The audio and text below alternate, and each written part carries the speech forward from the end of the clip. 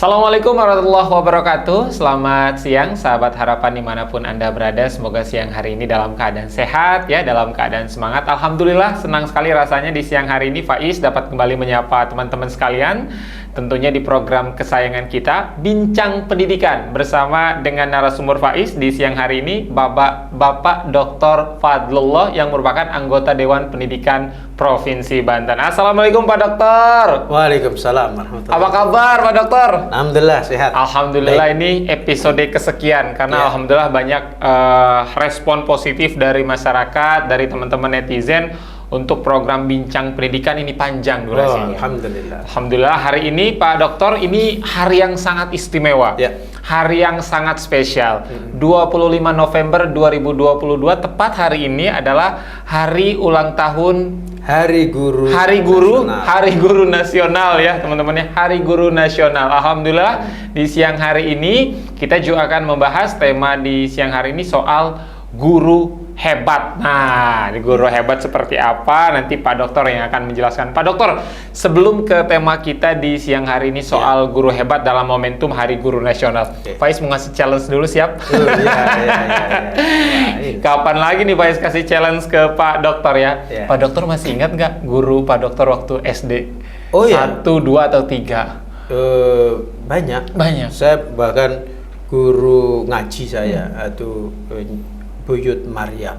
Masya Allah. Saya masih ingat sekali. Kalau SD, guru SD 3 aja deh. Guru SD 1.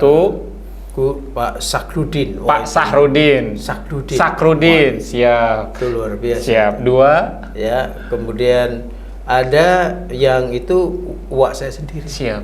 Juga ada. Siap. Ada yang belajar menulisnya. Siap. Itu luar biasa. Satu lagi Pak Dokter. Ada ini guru ngaji kitab saya. Siap. Namanya Ustadz Matlubi. Ustadz Matlubi. Yeay! Ini luar biasa padahal Pak Dokter SD itu berapa puluh tahun yang lalu ya. Tapi alhamdulillah Pak Dokter masih ingat ini guru SD beliau, Masya Allah luar biasa. Pak Dokter, hari ini kita hari yang spesial, apa yang tadi sempat Faiz juga singgung di awal, merupakan Hari Guru Nasional dan tema kita hari ini adalah guru hebat. Tapi sebelum ke tema, mungkin apa yang ingin Pak Dokter sampaikan di momentum yang spesial ini, Hari Guru Nasional? Ya, saya ingin mengucapkan terima kasih ya kepada guru-guru, ya tentu guru yang mengajarkan saya ilmu, mulai dari tadi ngaji gerabadan, belajar abatasa, ya kan, guru-guru SD luar biasa. Saya di SD Banyuwangi 1, jauh. Bojonegara, sekarang Pulau Ampel. Oh, Banyuwangi sini. Banyuwangi tinggal nyebrang Bali ya.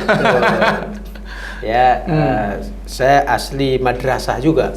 Ada madrasah ibtidaiyah, madrasah sanawiyah Al-Jawharatun Naqiyah, Abu Gede, kemudian madrasah Al-Khairiyah, Tegal Buntu, Ciwandan, Cilegon. Lalu banyak guru-guru yang guru besar di UIN Syarif Hidayatullah Jakarta, di UII Yogyakarta, dan ambil S3 terakhir di Universitas Negeri Jakarta. Ada yang nyebutnya UNJ Universitas Nurul Jannah. Jadi tadi udah dijelasin semua sama Pak Dokter, mulai dari MI, MTS, MA ya, kemudian Al-Khairiyah, kemudian juga UNJ Pak Dokter ya, kemudian UII ya, dan di S3-nya di Jakarta. Masya Allah, semuanya sudah. Saya mondok di pesantren namanya Pesantren Al-Hikmah di Cigading. Di situ saya bukan hanya belajar tentang berbagai ilmu agama, tapi yang jauh lebih penting adalah saya belajar hidup. Kenapa? Karena sebagai santri waktu itu tidak hanya belajar kitab-kitab, tapi juga mengurus pesantren itu sebagai lurah pondok zaman dulu ya. Jadi termasuk juga terlibat dalam proyek-proyek sosial. Jadi bagaimana kita mendapatkan baju seragam dan lain-lain itu untuk satuan pendidikan di bawahnya. Itu ada namanya TPA ya, ada juga ibu-ibu majlis taklim. Siap. Jadi memang Pak Dokter ingatannya luar biasa dahsyat. Pak Dokter, sebelum balik lagi ke tema, karena ini menarik momentum spesial hari di mana teman-teman guru yang sama-sama kita banggakan gitu ya, di mana Hari Guru Nasional gitu. Ini Pak Dokter melihat guru-guru di Indonesia ini seperti apa? Apakah memang ada perbedaan dari 10 tahun yang lalu, 20 tahun yang lalu, atau seperti apa dari kacamata Pak Dokter di Hari Guru Nasional ini? Ya, jadi guru ini ada macam-macam ya. Jadi waktu ya saya kira nanti teman-teman juga bisa merasakan begitu kita masuk sekolah, kita masuk madrasah, lalu ketemu guru, itu macam-macam tuh guru itu, nggak satu macam. Betul. Ada guru yang datang ke ruang kelas, ya kan, anak-anak belajar, buka halaman sekian, lah buka halaman sekian suruh baca sendiri, nanti gurunya pergi ke kantin, ada yang kayak gitu kan. Ada yang guru yang lebih serius, beliau ini datang ke ruang kelas lalu menjelaskan materi apa yang sesuai dengan kurikulum, tuntutan kurikulum. Ada yang seperti itu. Nanti ada lagi guru yang tidak sekedar itu, tapi beliau itu ketika menjelaskan satu konsep, beliau juga memperagakannya, mendemonstrasikannya. Kita sebagai peserta didik itu senang ya dengan guru yang seperti itu. Betul. Karena apa? Oh begitu gitu ya. Jadi kita tidak hanya mengerti, tetapi juga tahu cara mewujudkan konsep-konsep itu.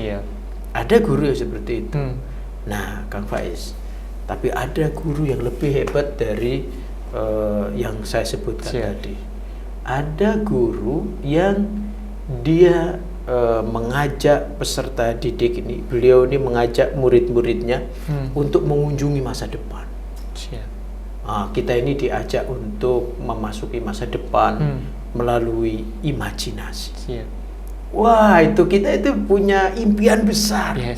Jadi cita-cita lulus dari sekolah itu bukan hanya nanti setelah lulus bekerja gitu, atau melanjutkan ke perguruan tinggi yang biasa-biasa saja. Tapi kita itu punya ide, gagasan besar. Setelah lulus madrasah, lulus sekolah, lulus pesantren, saya akan masuk perguruan tinggi dengan ekspektasi yang sangat besar. Lalu nanti setelah lulus dari perguruan tinggi itu, saya ingin mengabdi untuk bangsa dan negara. Masya Allah. Itu ada guru yang sangat berkesan. Siap. Tentu ketika Faiz juga lontarkan pertanyaan kepada teman-teman yang mungkin di siang hari ini menyaksikan, pertanyaannya adalah, pernahkah teman-teman memiliki guru favorit di masing-masing tempat pendidikan? Tentu jawabannya pernah. Dan itu pasti nggak semua, Pak Dokter ya. Mungkin di sekolah dasar misalkan contoh ada 20 guru, pasti ada 2 atau 3 guru tuh yang jadi kalau kita diajar tuh seneng gitu ya Pak Dokter ya. Begitu pula di SMP atau di MTS. Pak Is pribadi juga gitu Pak Dokter, dari sekian banyak guru adalah guru yang memang difavoritkan lah gitu Pak Dokter ya. Jadi kalau kita belajar tuh kayaknya malah justru senang. Justru kalau bisa jangan 2 jam, 4 jam, 6 jam. Jadi waktu itu selalu kurang ya. Siapa Dokter? Kalau sebenarnya ini pertanyaan tadi sudah dijawab juga sama Pak Dokter soal guru hebat. Menurut kacamata Pak Dokter, guru hebat itu guru yang seperti apa sih? Apakah memang, mohon maaf, guru yang berada di pedalaman mengajar generasi penerus bangsa, mohon maaf, tapi dengan bayaran yang sangat minim sekali, 100.000 per bulan atau 200.000 per bulan, atau guru yang setiap hari menempuh perjalanan untuk mengajar yang jaraknya sangat jauh, berpuluh-puluh kilometer, atau seperti apa Pak Dokter guru hebat menurut kacamata Pak Dokter? Baik, seorang guru itu dia adalah ilmuwan. Jadi guru itu mesti ilmuwan. Artinya guru itu adalah orang yang sangat mengerti betul dengan ada mata pelajaran, ada bidang ilmu yang akan diajarkan. Kalau dia nggak yakin dengan pengetahuannya, wah ini bisa menyesatkan, kan? Jadi seorang guru adalah seorang ilmuwan. Nah, tentu saja ilmuwan ini ruang lingkupnya ya disesuaikan. Saya cerita tadi, Kang Faiz bertanya apa guru yang saya nyebut Bu Yutmar itu ya, Maryam itu beliau yang ngajari saya baca Quran. Nah tentu yang disebut kompeten itu beliau sangat paham betul ya makhrajil huruf dan lain-lain. Yes, betul. Tentu kompetensi yang dituntut bukan penguasaan tafsir Al-Qur'an. Karena memang beliau tugasnya adalah mendidik anak-anak yang masih anak-anak itu masih kecil-kecil itu untuk bisa baca Al-Qur'an. Bukan tafsir ya. Bukan tafsir Quran. Jadi beliau itu ilmuwan, ahli dalam hal mengenalkan makhrajil huruf. Yes. Dalam hal membaca dan melafalkan Al-Qur'an. Nah, beliau sangat ahli di situ. Nah, tentu kalau yang lebih jauh ke depan, ya jenjang pendidikannya tinggi. Misalnya saya punya guru tadi ya ceritakan Ustadz Matlubi, Mamang saya. Nah, itu bagaimana memperkenalkan ilmu-ilmu alat, ilmu sorof, ilmu nahu, belajar amsilah tasrifiyah, belajar jurumiyah, belajar amil. Nah, ya di situ kompetensinya. Dan yang terpenting bukan hanya ilmuwan biasa. Nah, guru adalah ilmuwan pendidik. Kan ada itu orang yang mengerti banyak hal. Ya dia mengerti untuk dirinya sendiri. Bagaimana mengajarkan ilmu itu kepada orang lain? Nggak bisa, kesulitan. Atau bahkan menganggap muridnya sebagai kamu anak bodoh, ya kan? Sudah diterangkan berkali-kali nggak paham-paham gitu kan? Nah, yang menjadi masalah apakah peserta didiknya atau beliaunya gitu kan? Sebagai guru memang ahli ilmuwan, tapi bagaimana pengetahuan yang konsep tertentu itu yang dianggap rumit itu disampaikan dengan cara tertentu yang mudah bagi peserta didik, belum tentu bisa dilakukan oleh setiap orang. Jadi guru hebat itu guru yang dia ilmuwan, tapi juga pada saat yang sama beliau memiliki kompetensi pedagogik. Jadi beliau ini tahu persis bagaimana memberi ya, kayak kalau ke bayi itu kan sudah jadi bubur, ya kan? Nanti kalau untuk yang lebih besar buburnya berbeda dengan bubur bayi. Nah, kalau udah dewasa ya langsung sate ayam, sate kambing gitu kan, nggak perlu dibubur kan? Nah, guru-guru hebat itu tahu bagaimana menyajikan materi-materi yang sulit dengan cara-cara yang mudah. Dan itu banyak. Dan itu banyak di Indonesia, Pak Dokter, yang sudah ditemukan. Tanpa harus menggunakan alat-alat yang sulit-sulit ya, mahal itu enggak. Saya merasakan betul banyak. Tadi saya nyebut kepala sekolah yang selalu menginspirasi saya. Waktu SD tadi ya, Pak Syakruddin. Itu luar biasa. Saya kalau ingat itu pulang dari sekolah, itu saya ikut naik Vespa beliau.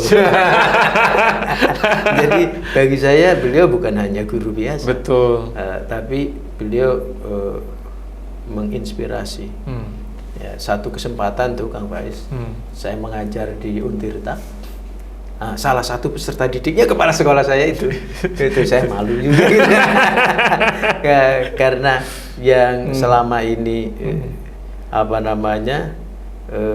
saya banggakan sebagai kepala sekolah itu ternyata nggak disengaja ya, karena beliau melanjutkan studi ya, S1 di Untirta begitu. Lah saya sebagai dosen, wah ternyata ada guru-guru saya ikut kuliah di sini. Ini luar biasa semangatnya. Artinya pendidikan tidak hanya tidak hanya soal usia ya Pak Dokter ya. Jadi kepala sekolah waktu Pak Dokter SD tadi, kemudian ketika Pak Dokter menjadi dosen justru menjadi mahasiswa. Nah itu yang saya lanjutkan tentang guru hebat.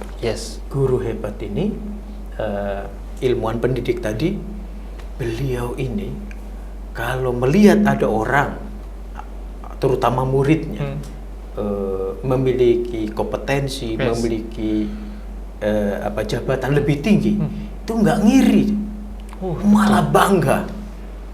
Ya kan ada orang, wah itu bahaya nih. Misalnya, saya nggak mau kuliah sama dia kan dulu murid saya. Enggak, ya kan? Iya. Tapi beliau malah membanggakan. Itu tadi dosen itu murid saya. Jadi beliau bangga gitu. Siap. Dan pada saat yang sama, tidak merendahkan orang lain yang kompetensinya di bawah. Betul. Itu adalah guru-guru yang hebat. Itu adalah guru-guru yang hebat, guru-guru yang luar biasa. Terima kasih Faiz juga mau mengucapkan kepada guru-guru Faiz ini, Pak Ustadz di MI Darul Ibtidaiyah Pak Ustadz ya. Kemudian juga MTSN 1 Kota Serang, alumni Ustadz. MAN 1 Kota Serang. Oh ini berarti ini ya, Cikulur. Cikulur, siap Bayangkara Ustadz. Dan juga terakhir di Untirta Ustadz. Jadi ada nggak nyambung sih, MI, MTS, MA, Untirta. Harusnya kan UIN ya Ustadz ya. Kalau saya Madrasah Ibtidaiyah Sanawiyah Aliyah, madrasah tinggi namanya UIN.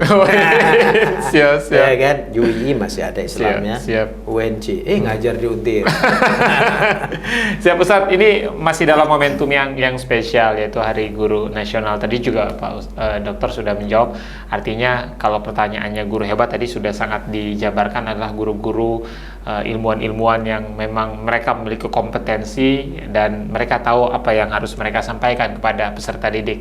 Pak Dokter, tapi pertanyaan Faiz berikutnya, kalau kita bandingkan ya dengan pelajar saat ini dengan pelajar yang 20 tahun yang lalu gitu kan, atau waktu Faiz pribadi waktu SD saja gitu, waktu MI saja, ketika disabet sama guru, dipukul sama guru, kita ya mengakui bahwa itu kesalahan kita gitu Pak Dokter ya terima dengan ikhlas. Tapi kalau sekarang kita melihat bagaimana di berita-berita ketika ada siswa yang dicubit misalkan, lapor ke pihak berwajib bukti gitu. Pak Dokter melihatnya seperti apa? Bisa. Pak Dokter melihatnya apa, pergeseran budaya itu seperti apa Pak Dokter melihatnya dari kacamata pendidikan? Ya, tentu harus ada perlindungan ya terhadap profesi guru. Jadi guru itu mendidik. Mendidik itu tidak selalu menyenangkan. Dan guru-guru hebat itu tidak selalu yang misalnya mengajar dengan banyak lelucon, enggak juga. Betul. Ya kan? Guru yang mengajar menyenangkan itu tidak berarti kemudian longgar kedisiplinannya, enggak begitu. Jadi inilah yang harus dibangun bersama-sama, kesadaran untuk mendidik. Jadi orang tua itu harus juga sebagai pendidik, bukan hanya orang yang melahirkan dan membiayai pendidikan. Ya, sebab kalau begitu alih-alih melindungi anak, sesungguhnya dia telah menggerus ya rasa berdaya anak, menggerus kesopanan yang seharusnya muncul dan seterusnya. Jadi ini memang harus kerja bersama. Jadi yang pasti bahwa pendidikan ini harus dilakukan oleh semua pihak. Kewajiban mendidik yang utama dan pertama orang tua. Siap. Ini Faiz juga sempat ngobrol karena beberapa teman juga kan ada yang memang menjadi guru Pak Dokter di beberapa sekolah. Mungkin banyak juga teman Faiz, hampir sebagian besar menjadi guru. Ketika Faiz bertanya, melihat kondisi yang ada saat ini, artinya ketika orang tua wali murid yang tidak terima ketika anaknya, mohon maaf, dipukul sama penggaris dan lain sebagainya, teman-teman itu dengan sangat santai menjawab, tugas saya hanya menyampaikan. Jadi mau bandel, mau apa, kemudian mau istilahnya mau loncat dibiarin aja lah, di masa bodoh, sekarapmu. Soalnya kalau dicubit khawatir lapor. Ini Pak Ustadz melihat itu seperti apa? Justru guru-guru sekarang pun kayaknya agak sedikit lebih masa bodoh lah gitu Ustadz lah. Seperti apa Pak Dokter? Jadi guru hebat itu, kita bicara masa lampau ya. Guru hebat itu ilmuwan, pendidik, tapi ada lagi yang di masa lalu itu lebih hebat lagi dari sekarang, mereka mengajar dengan tulus ikhlas tanpa mengharap bayaran, oleh karena guru-guru bisa membangun ekosistem pendidikan yang bagus. Nah, termasuk juga guru-guru ini memiliki kemampuan ekonomi yang bagus. Jadi sore mengajar, ya kan, atau pagi mengajar. Tapi ini guru punya sumber penghasilan di luar itu. Apa? Misalnya ya, gurunya itu punya sawah luas. Jadi bukan guru yang menggarap. Siapa yang menggarapnya? Saya ingat betul tuh waktu saya masih pelajar begitu, ikut bersama yang lain-lain. Kemana? Mau menggarap sawah. Sawah punya guru. Iya kan? Punya guru. Jadi guru punya sawah luas, dan ketika kita menggarap itu bagian dari praktek ilmu. Kan ada ilmu bumi, betul, ada ilmu hayat. Dan waktu itu kita senang sekali rasanya, Pak Dokter. Gimana nggak seneng? Sarapan pagi dapat, makan siang dapat, ya kan? Dan bisa main air, bisa becek-becekan, luar biasa. Jadi itu bukan eksploitasi anak, itu adalah bagian dari praktek. Ya, bagaimana menjalani kehidupan. Dan bagaimana konsep ilmu, ya, ilmu bumi, ilmu hayat, ilmu tentang tumbuhan, ilmu tentang hewan dan seterusnya, itu diperagakan. Itu hebatnya guru-guru kita di masa lalu. Jadi beliau-beliau memiliki independensi yang luar biasa. Jadi kalau ada orang tua, saya tuntut, sudah nggak usah tuntut. Sekarang anakmu pulang aja. Kalau nggak mau belajar dengan konsekuensi, disiplin di sini, pulang aja karepmu, ya kan? Karena apa? Karena gurunya juga nggak perlu bayaran, ya kan? Nah, sekarang ini kenapa guru tidak berdaya? Oleh karena guru bagian dari sistem persekolahan, dia menerima gaji, ya kan? Dan sekolah uangnya dari mana? Dari iuran orang tua di sekolah itu. Dan orang tua bilangnya bayaran. Harusnya bukan, Ustaz. Enak aja. Ilmu, pendidikan. Mohon maaf ini ya, Kang Faiz. Ini anak dititip dari rumah, ya kan? Pulangnya apalagi ada yang sampai sore kan? Sekarang kalau kita nitip kendaraan bermotor, sepeda motor atau mobil di tempat penitipan, berapa? Bayar berapa? Ya, bisa kalau mau 20.000, kalau motor 10.000, ya kan? Coba kalau mobil lebih mahal. Misalnya 20 sampai 50.000. Betul. Kalau 50.000 kali sebulan, 20 hari aja, 1 juta. Benar nggak? Betul. Masa SPP di sekolahannya kurang dari 1 juta? Tapi kalau sepeda motor, mobil, nongkrong aja dia. Bener nggak? Nggak perlu diapa-apain. Nih anak lari-lari, ya kan? Begitu ditertibkan, ditertibkan, sudah. Kalau begitu, anakmu dititipin aja di tempat penitipan motor. Atau di tempat game. Di mall kan ada tuh? Iya. Itu lebih mahal, Ustaz. Lebih mahal. Nah, di sana nggak dapat perlakuan pendidikan, hanya main-main doang. Berani bayar mahal. Dan kalau ada apa-apa, ditulis ini tidak di luar tanggung jawab pengelola. Nah, ini harus menjadi perhatian ya untuk semua orang tua. Ya, mari kita berterima kasih kepada guru-guru kita, ya, karena beliau-beliau ini meluangkan waktu, ya kan, mendedikasikan pengetahuan dan tenaganya untuk mendidik anak-anak bangsa ini. Dan anak-anak itu, anak bapak-bapaknya yang enak-enakan di rumah, bekerja dan seterusnya. Ini guru menghabiskan waktunya bersama anak-anak ini menjalani satu proses kehidupan nyata. Jadi kita harusnya berterima kasih kepada guru. Kalau penitipan kendaraan aja 10.000, 20.000, 50.000 per hari, yang kalau diakumulasi sebulan tidak lebih murah dari bayar SPP. Betul, iya juga sih Pak Dokter, kalau dipikir-pikir kita nitip sepeda motor sehari bisa 20.000 tuh 24 jam ya, dikali 1 bulan itu udah berapa, tapi kalau bayar SPP berasa mahal ya. Padahal sepeda motor nggak diapa-apain tuh, nongkrong aja. Dan juga tadi juga pesan dari Pak Dokter, ya orang tua jangan terlalu protek juga ya terhadap anak, justru nanti malah tidak bagus juga buat perkembangan anak ya Pak Dokter, dikit-dikit lapor. Jadi anak itu harus pernah mengalami kesulitan, sehingga dia bisa mengatasi kesulitan yang nyata di luar sana. Anak-anak harus bisa mengalami rasa sakit, agar dia mengerti, ya kan, bagaimana dia harus memperlakukan dirinya sendiri maupun orang lain, agar tidak mengalami pengalaman pertamanya itu yang disebut dengan sakit. Jadi kalau orang nggak pernah makan gula, gimana ngerti tentang manis? Kalau dia tidak pernah tergores, bagaimana dia merasakan sakit?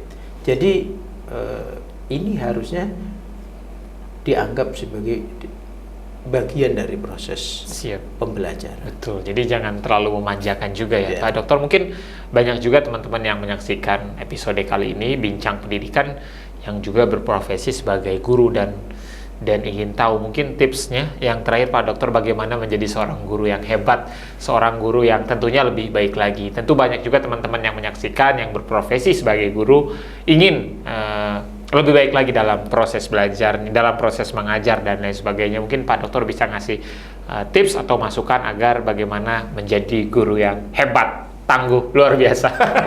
Silakan Pak Dokter. Guru adalah ilmuwan. Guru adalah pendidik. Guru adalah orang yang berkhidmat, melayani sepenuh hati. Oleh karena guru ilmuwan, maka guru harus terus membaca dan tidak boleh berhenti belajar.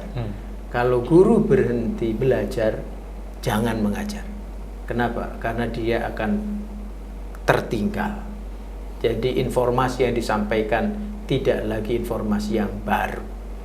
Ya, jadi saya mengajak kepada teman-teman guru semua, terus tingkatkan kompetensi, terus tingkatkan kapasitas kita dengan banyak membaca, dan jangan lupa hidupkan perkumpulan-perkumpulan guru untuk saling berbagi informasi dan pengalaman baru. Nah, insya Allah kalau itu kita lakukan bersama-sama, kita semua menjadi guru yang hebat. Siap, luar biasa itu pesan yang disampaikan Pak Dokter ya. Jadi jangan mentang-mentang jadi guru berhenti belajar ya. Justru harus terus belajar dan berikan pelajaran itu yang selalu baru ya Pak Dokter ya. Dan didiklah anak-anak kita dengan ilmu-ilmu yang bagus, yang baru, yang inovatif. Kenapa? Karena mereka akan hidup pada zaman yang berbeda dengan zaman kita hari ini. Siap, sepakat kalau itu Pak Dokter ya. Berbeda dari zaman guru yang sekarang. Faiz pamit, teman-teman, selamat Hari Guru Nasional 25 November 2022. Kalau Faiz pribadi, Pak Dokter, di momentum yang spesial ini berharap tidak ada lagi guru-guru yang mohon maaf, mereka juga harus berjuang dari sisi ekonomi ya untuk mengajar. Semoga guru-guru di seluruh Indonesia bisa lebih sejahtera lagi kehidupannya, dan semoga guru-guru Indonesia terus ikhlas dalam mengabdi, Pak Dokter. Dan jika harus punya kegiatan ekonomi lain, maka jadilah guru yang kaya. Punya sawah luas, punya toko, dan yang jaga toko bukan guru, orang lain yang dibayar. Siap, terima kasih banyak Pak Dokter. Ya, terima kasih. Faiz pamit, Pak Dokter pamit. Teman-temannya jangan lupa subscribe, like, dan komen, share ya sebanyak-banyaknya video ini agar bisa memberikan manfaat untuk teman-teman yang lain. Assalamualaikum warahmatullahi wabarakatuh. Waalaikumsalam.